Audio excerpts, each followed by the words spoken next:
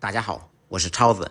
现在天气越来越凉，今天给大家分享一道酸辣开胃的酸辣汤。天冷给家人做上一盆，暖心又暖胃。首先准备食材：嫩豆腐、胡萝卜、火腿、香菇、木耳、西红柿。再来一个正经的笨鸡蛋。先把香菇洗净，切成细丝；胡萝卜切成薄片，再改刀成细丝。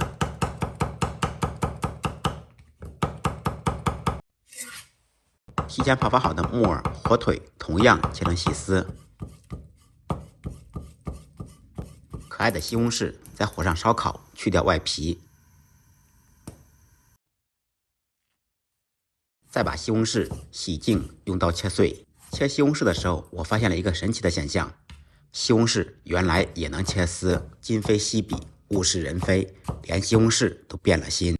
嫩豆腐对角切开，用刀轻轻地拍一下，这样包装就会很容易脱落。先把豆腐横着切成薄片，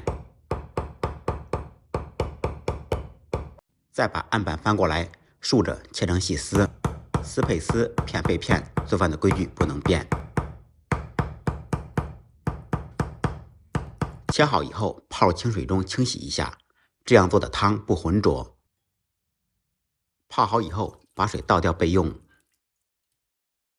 准备好的鸡蛋单手打入碗中，用筷子搅拌均匀备用。再来少许姜丝、葱丝。材料全部备好，接下来开始制作。起锅做水，先把胡萝卜、木耳、香菇焯下水。再次开锅以后，捞出控水备用。另起锅放少许油，油热以后放入姜丝、葱丝爆锅。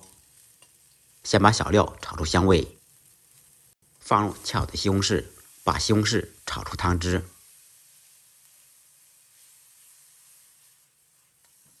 汤汁出来以后，烹入少许生抽炝锅，增加鲜香味。根据家庭成员加入适量的清水，放入香菇、木耳、胡萝卜，还有切好的火腿。开大火烧开锅，稍微撇下浮沫和多余的油脂，放入适量的盐，少许鸡精调味。再次开锅以后，放入切好的嫩豆腐，分2到3次勾入水淀粉。淀粉用玉米淀粉或者土豆淀粉都可以，淀粉水调得稍微稀一点。放进去以后，用勺子不停地搅动，使淀粉受热均匀。做酸辣汤要勾成米糊芡，芡汁稍微稠一点。胡椒粉不要直接放锅里面，把胡椒粉倒入勺中，用陈醋或者香醋把胡椒粉卸开，用筷子搅拌均匀，这样胡椒粉就不会结疙瘩。胡椒粉和醋最后放，尽可能的保留住酸味和辣味。最后淋入蛋液，边淋蛋液边搅拌，这样蛋液就会成絮状。